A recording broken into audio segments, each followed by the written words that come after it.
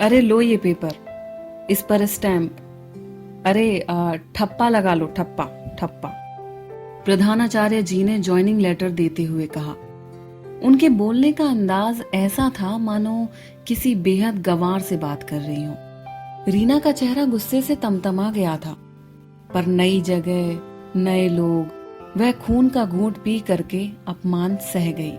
वह मन ही मन स्वयं को कोस रही थी कि उसने अपना तबादला ही आखिर क्यों कराया। आखिर उसे क्या सूझी जो यहाँ चली आई। रीना का तबादला उसके घर के ही नजदीक हो गया था। आज वह बहुत खुश थी, क्योंकि वह बहुत दिनों से इस प्रयास में लगी थी कि उसका तबादला उसके घर के पास हो जाए। हालांकि जिस विद्यालय में वह अभी पढ़ा रही थी वह बहुत ही अच्छा था। वहाँ के सभी शिक्षक और प्रधानाचार्य सहयोगी और अच्छे व्यवहार वाले थे।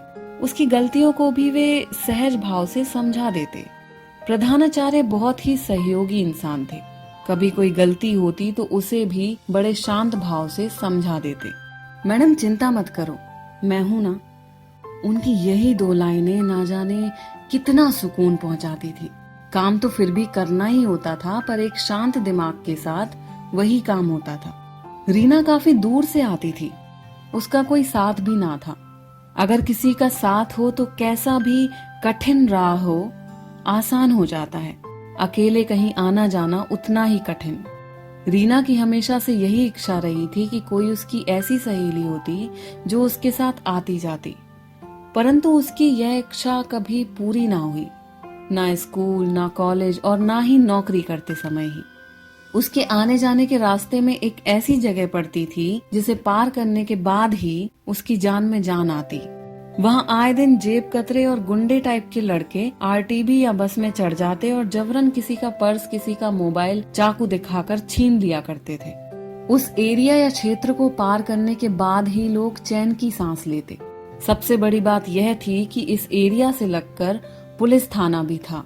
कुछ बदमाश तो पुलिस थाने से पहले उतर जाते, कुछ पुलिस थाने से थोड़ा आगे जाकर उतरते, मानो पुलिस का मखौल उड़ा रहे हों।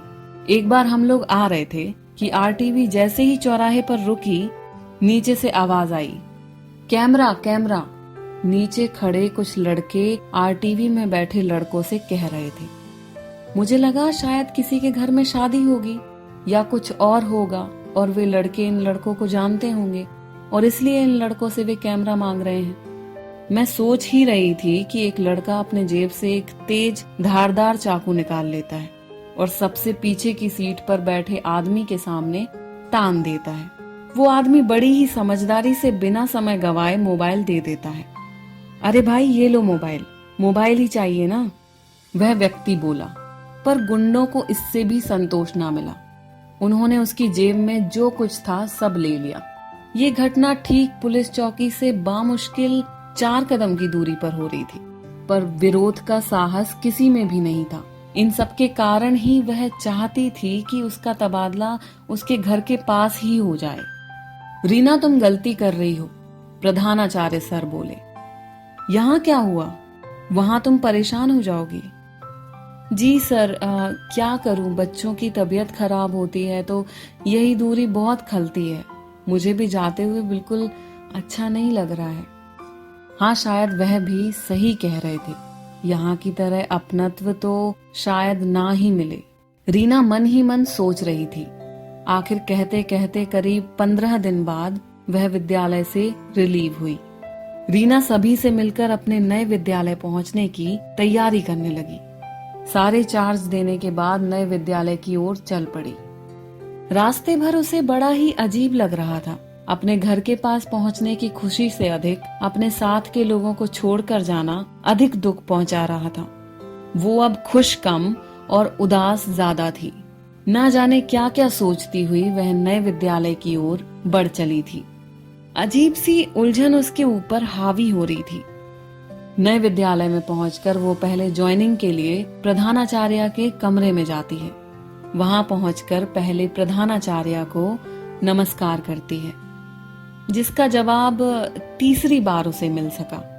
उसे बड़ा अजीब सा लगा। वो काफी देर तक ऑफिस में बैठी रही। अंततः थक कर अपने पति को घर जाने के लिए कहकर पुनः इंतजार करने लगती है कि कब उसकी ज्वाइनिंग कराई जाए। आखिर काफी देर बाद प्रधानाचार्य जी एक शिक्षिका की ओर देखते हुए बोली, अरे जरा इससे पढ़ाकर देख तो लो, पढ़ाना आता है या नहीं। जब पढ़ाना आएगा तभी मैं ज्वाइनिंग कराऊंगी। रीना को ऐसा लगा मानो वह नई नई नौकरी करने आई हो। गुस्से से वह खौल उठी, लेकिन अपने ऊपर बहुत ही अंकुश लगाया। आखिर एक प्रधानाचार्य की बात थी। खैर, रीना मैम आप कक्षा 8वीं सी में चली जाइए। सुनकर रीना खड़ी हो गई। जी मैम, किधर जाना है?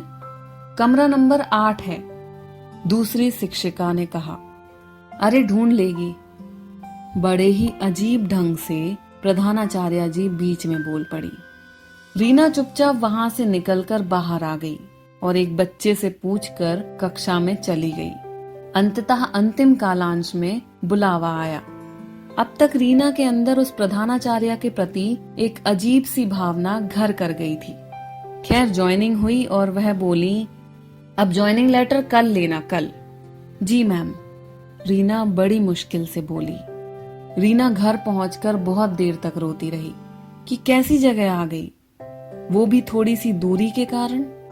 वैसे भी अगर रास्ते की परेशानी ना होती तो वह कभी भी तबादला ना कराती। खैर, दूसरे दिन जब वह विद्यालय पहुंची तो पहले उसे वे कक्षाएं बता दी गई जिनको उसे पढ़ाना था। तीसरे पीरियड में बुलावा आया। मैडम आपको बड़ी मैम बुला रही हैं, एक मैम ने कहा। अब रीना तुरंत ऑफिस में पहुंची। कुछ देर वह खड़ी रही। बड़ी मैम अपनी एक चहेती से बात कर रही थी, सो इंतजार करती रही। काफी देर बाद दूसरी शिक्षिका से बोली, अरे इसका ज्वाइनिंग लेटर दे दो। यानी उन्हें पता था कि उनके ही बुलाने पर ऑफिस में आकर खड़ी हूँ, फिर भी वे आपस में बातें करती ही रही। खैर, दूसरी शिक्षिका ने उसे ज्वाइनिंग लेटर थमाते हुए कहा कि इस पर स्टैंप लगा लो। नया स्कूल, नए लोग, उसे कैसे पता चल जाता कि स्टैंप कहाँ है? वो उस मैम से जानना चाहती है कि स्टैंप कहाँ है। इतने में फिर वो प्रधानाचार्य बोल पड़ी, अरे स्टैंप, वो ठप्पा ठप्पा। यानी वो रीना को अपने आगे निरा गवार सिद्ध कर रही थी, जिसे स्टैंप भी नहीं मालूम, जबकि रीना उससे कहीं ज्यादा पढ़ी थी और पढ़ा भी कई साल से रही थी।